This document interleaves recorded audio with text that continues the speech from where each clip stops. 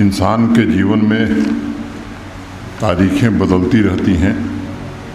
एक तारीख निकलती है और आदमी दूसरी तारीख का इंतज़ार करता है। जम्मू कश्मीर में दशकों से सामाजिक न्याय का इंतज़ार कर रहे विशेष रूप से शरणार्थी समुदाय एवं वंचित वर्गों के लिए ठीक कहा गांधी जी ने कि एक तारीख ऐसी है जिसे वो कभी भूल नहीं सकते। वो 5 अगस्त 2019 की तारीख है। भारत के सम्माननीय प्रधानमंत्री आदरणीय नरेंद्र मोदी जी ने दृढ़ राजनीतिक इच्छा शक्ति का परिचय देते हुए एक ऐतिहासिक निर्णय किया और भेदभाव की व्यवस्था को समाप्त करके देश के अन्य नागरिकों को प्राप्त सभी अधिकार आप सबको सौंप दिए गए। मैं जानता हूं कि आपको न्याय मिलने में बहुत लंबा वक्त लगा। आज़ादी 47 में मिली। विस्थापन के बाद से जम्मू कश्मीर में बसे पश्चिमी पाकिस्तान के शरणार्थी परिवारों को इस कानून की आड़ में गुलामी की जंजीरों में वर्षों तक जकड़ा गया था। इस अनुच्छेद की समाप्ति के बाद उन तमाम जंजीरों से आपको मुक्ति मिली है। ये अभियान जो आज शुरू हुआ है, ये भी मैं कहना चाहता हूँ कि भारत सरकार और माननीय प्रधानमंत्री जी स्वयं इस बात को निर्देशित भी करते रहते हैं और इसके बारे में पूछताछ भी करते रहे। हमारे रिलीफ कमिश्नर सिद्धा साहब बैठे हैं। सबसे पहले जो कश्मीरी माइग्रेंट वहाँ से एक कार्यक्रम शुरू हुआ था, एक अच्छी योजना उन्होंने बनाई। उसके बाद ईओजेके के जो हमारे भाई हैं उनके लिए भी अभियान चला और आज आपके लिए अभियान शुरू हुआ है। आपकी समस्याओं का समाधान वास्तव में हो सके, सभी परिवारों को जो सरकारी सहायता है वो उपलब्ध कराई जा सके। जहाँ जहाँ ये परिवार हैं, विशेष शिविर लगाकर उनकी समस्याओं का निवारण, सरकारी योजनाओं का लाभ मिले, ये कोशिश की जाएगी। मुझे लगता है अतीत में जाने का कोई फ़ायदा नहीं है, लेकिन कभी कभी बिना अतीत में झांके भविष्य की राह मुश्किल हो जाती है। इस सच्चाई से कोई इनकार नहीं कर सकता कि आपको दोयम दर्जे के नागरिक के रूप में लंबे समय तक जीना पड़ा।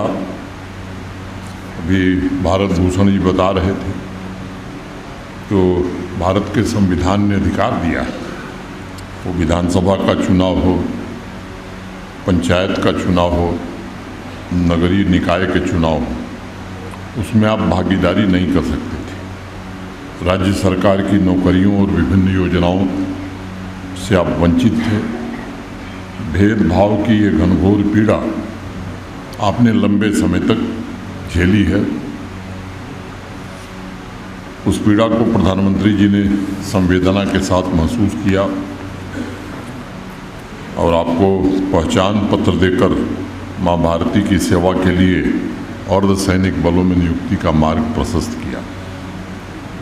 जो मुआवजे की घोषणा अभी जब हम लोग बैठे थे चर्चा हुई है, अभी बड़ी संख्या है जो मुआवजा नहीं ले सके। प्रशासन ये कोशिश करेगा कि उसका सरलीकरण करके नियमों के भीतर अधिक से अधिक लोगों को कैसे मुआवजा दिया जा सकता है, राहत की राशि पहुँचे, ये लक्ष्य है।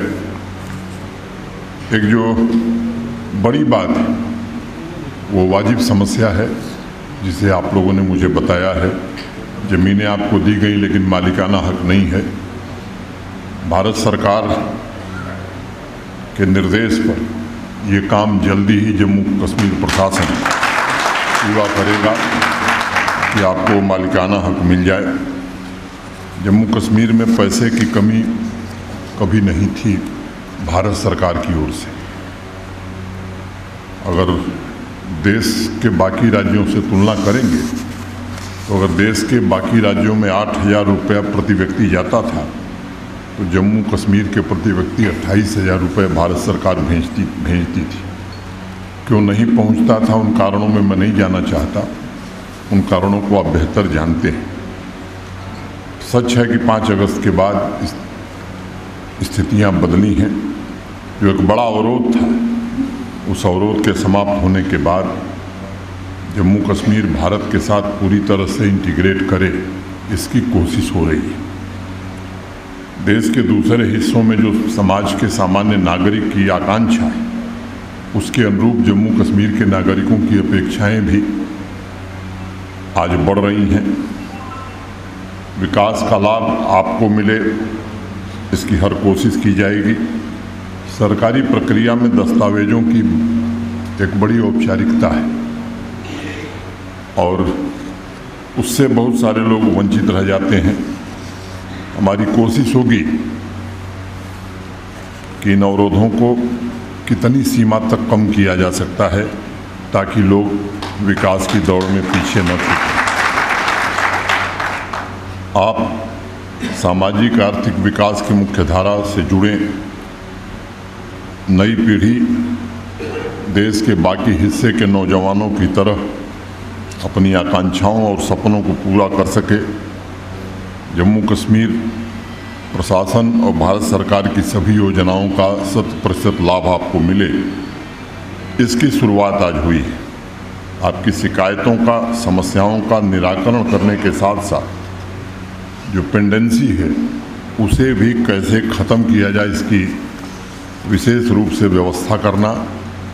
और एक बात जो कश्मीरी माइग्रेंट के कैंप से शुरू हुई थी, जिसको हमारे रिलीफ कमिश्नर ने बहुत बेहतर ढंग से ज़मीन पर उतारा, ऐसे नौजवानों को चिन्हित करना जिन्हें अधिक से अधिक स्वरोजगार के अवसर उपलब्ध कराए जा सके। आप सब जानते हैं कि सरकारी नौकरियों की संख्या सीमित है, सबको नहीं मिल सकती। और अब जो देश का वातावरण है, जिसके कारण देश आज दुनिया की 5वीं बड़ी अर्थव्यवस्था बना है, उसमें सेल्फ एम्प्लॉयमेंट, स्वरोजगार सबसे बड़ा साधन बनता जा रहा है।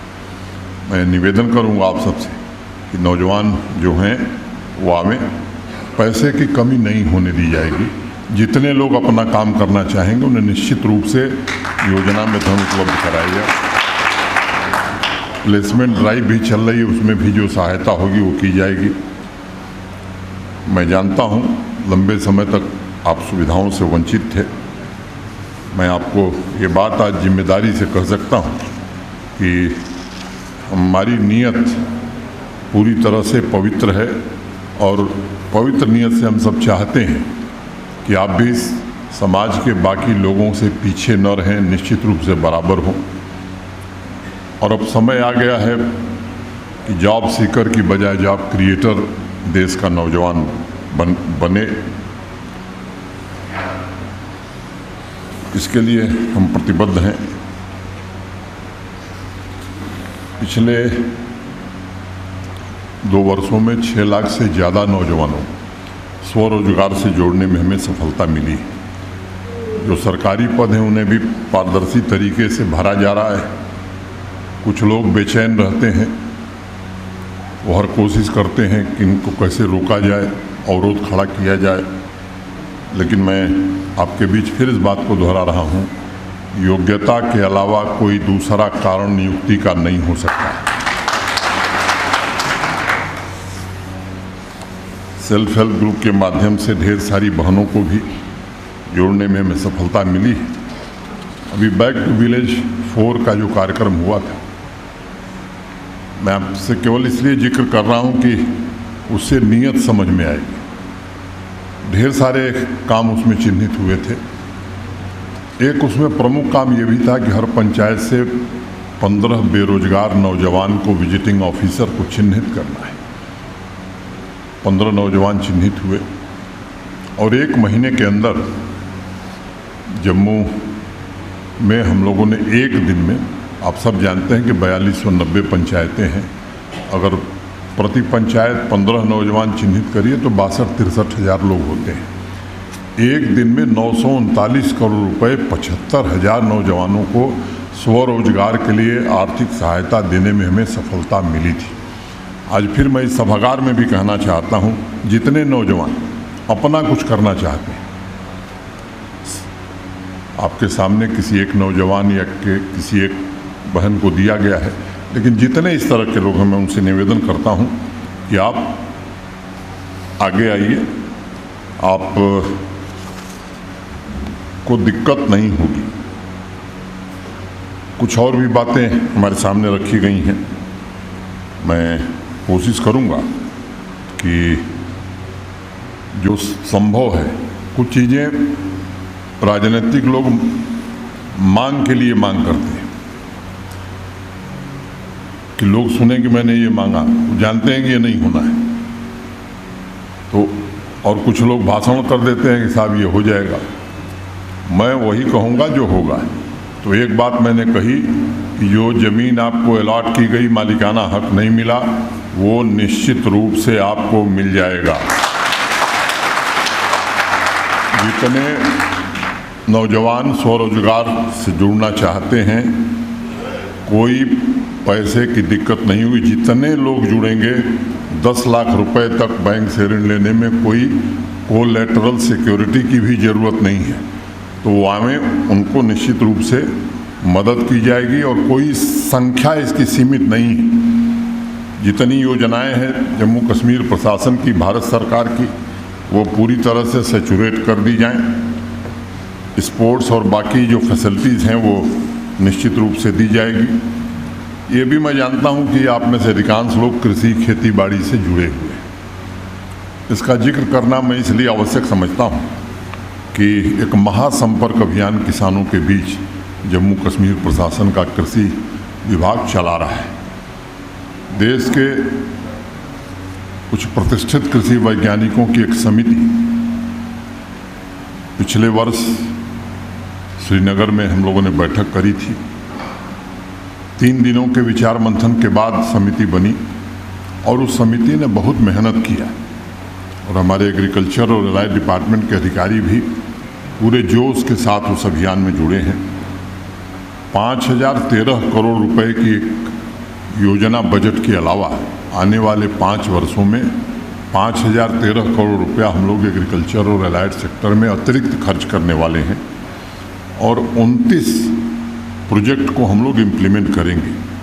उसमें चाहे डेयरी हो, एग्रीकल्चर हो, हार्टिकल्चर हो, सेरिकल्चर हो, वाटर की कमी है तो उसे भी पूरा करने का इंतज़ाम है। मिल्क सरप्लस स्टेट होने के बाद उसकी प्रोसेसिंग कैसे होगी उसका भी इंतज़ाम है। जहाँ पानी नहीं है वहाँ कौन सी खेती करनी चाहिए इसका भी इंतज़ाम है। 2,62,000 जो मार्जिनल फार्मर हैं उनकी आमदनी कैसे बढ़ाई जा सकती है उसका भी इंतज़ाम है। ये जो महाअभियान चल रहा है, मैं बार बार ये बात हर कार्यक्रम में कह रहा हूँ, इससे जुड़ने की ज़रूरत है। Horticulture, dairy, sericulture, fisheries, agro processing, अनेक संभावनाएं इससे जुड़ी हैं। जो परिवार किसी कारण से आयुष्मान भारत सेहत, विभिन्न पेंशन योजना, मातृवंदना योजना, विवाह अनुदान, स्कॉलरशिप का लाभ नहीं ले पाए हैं, उसमें यूटी प्रशासन इन सभी योजनाओं में पंजीकरण करेगा और आपको सर्वोच्च प्राथमिकता देगा। माननीय प्रधानमंत्री जी ने वंचितों को वरीयता एक बार नहीं अनेक बार ये बात कही है। ये उनका मूल मंत्र है उनके शासन की, उनके प्रशासन की। समाज के ऐसे वर्ग और क्षेत्रों को मुख्य धारा में जोड़ना ये माननीय प्रधानमंत्री जी की सर्वोच्च प्राथमिकता है। किन्हीं कारणों से ये नहीं हो सका। जम्मू कश्मीर प्रशासन का ये संकल्प है कि आप में से एक भी अपने को कमज़ोर और वंचित न महसूस करे। भेदभाव की जंजीरें टूटी हैं, अब संभावनाओं का नया सवेरा आपके सम्मुख है। मैं आपको भरोसा देता हूं कि प्रशासन सभी पश्चिम पाकिस्तान से आए शरणार्थी भाई बहनों और बच्चों के सपनों को साकार करने के लिए समर्पित भाव से हर संभव प्रयास करेगा। बहुत बहुत धन्यवाद। नमस्कार। जय हिंद।